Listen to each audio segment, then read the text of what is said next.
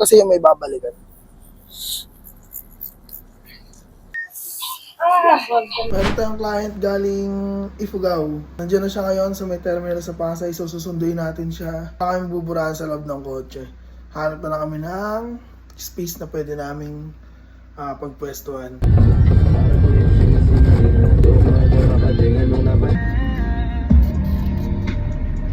Brand new hit, chicks muna bago chick, everybody cheesy, mabagal lang mabagal.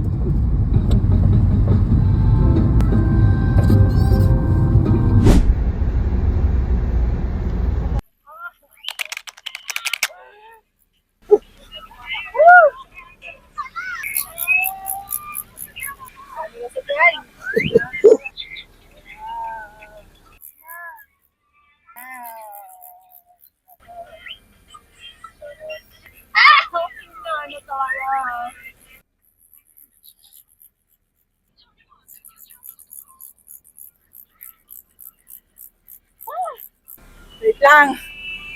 Relax, relax.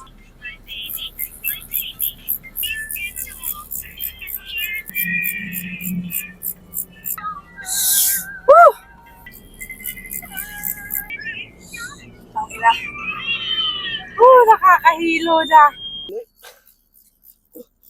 Fix mo lang. Kasi yung may babalikan.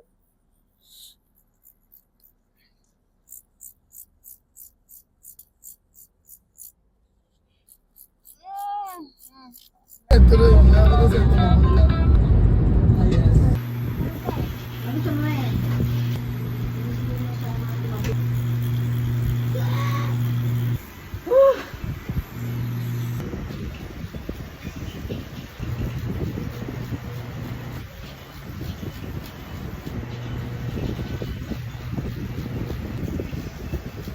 sa kotse.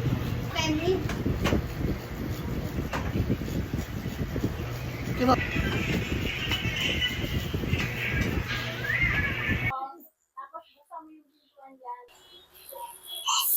Boy, sumas. Pwede ka sumigaw, madam. Huwag lang malakas. Yung taga samba.